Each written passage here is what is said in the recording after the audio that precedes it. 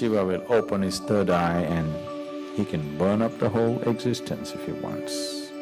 You need to understand, this is a dialectical culture. You don't take these things literally, logically. You need to always read behind it. Unfortunately, people start interpreting it as a logical thing and its whole thing is so badly distorted.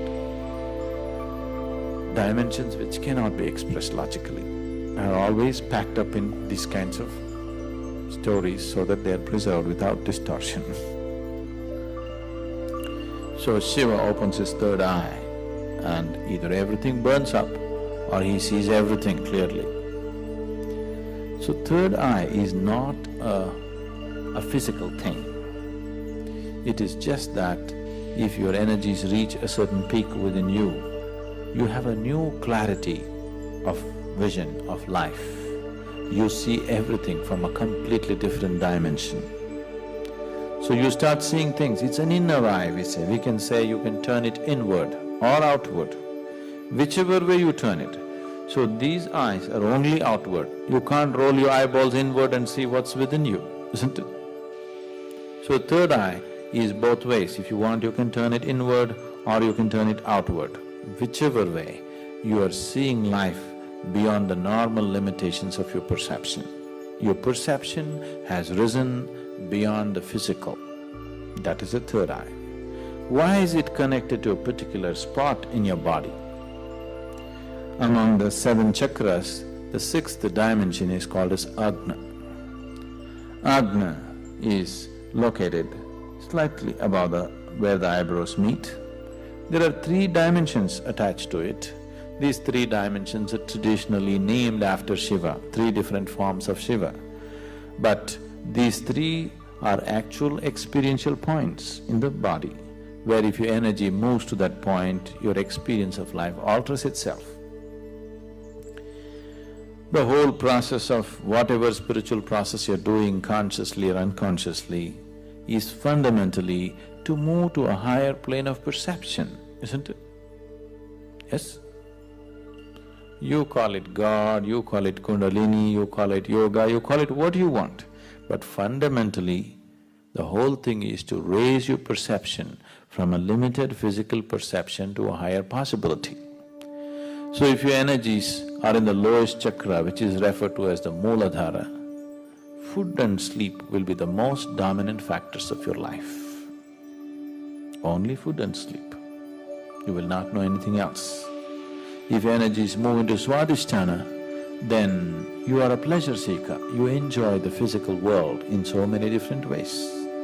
If your energies move into Manipuraka, then you are a doer in the world, you are an achiever.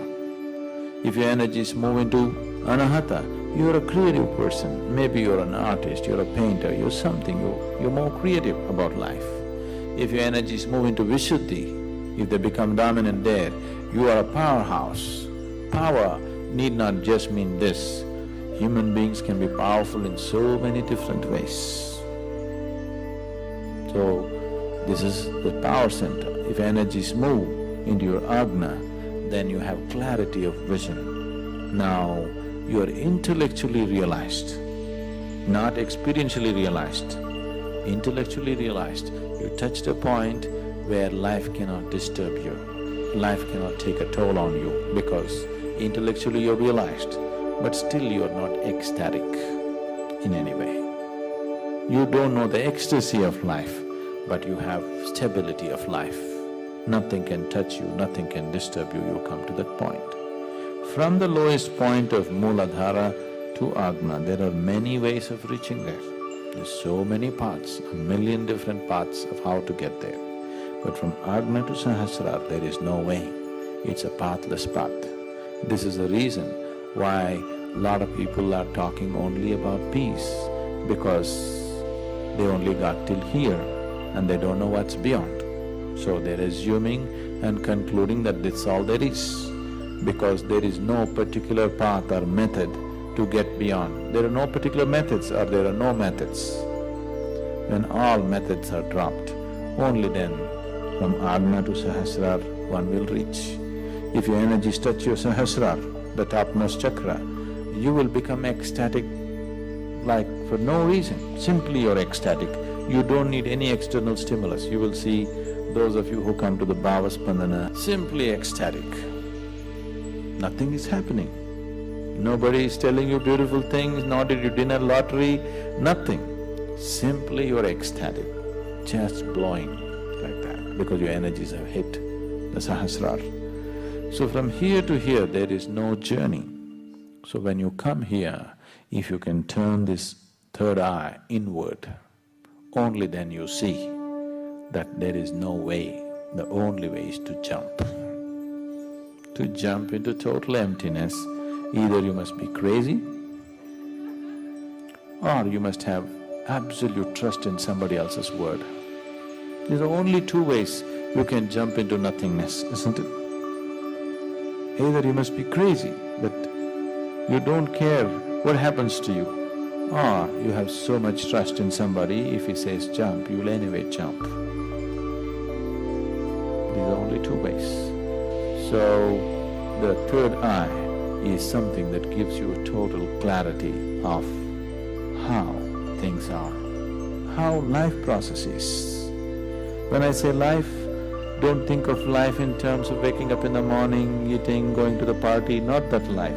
Fundamental life, life as you, life as an entity, life as a basis of existence right now. Once you have a clear vision of this, then the way you function and the way you conduct your life is very, very different. So once your third eye opens, it is not that this is going to split and open up, your perception has risen beyond the physical. You have started seeing that which is beyond the physical. You know, have you heard about those schools and they have them blind so that they develop this ability to do remote viewing? No, those schools are fundamentally trying to develop the intuitive nature of the mind. But I am not talking about the mind when I say the third eye. See, mind is capable of fantastic things by itself.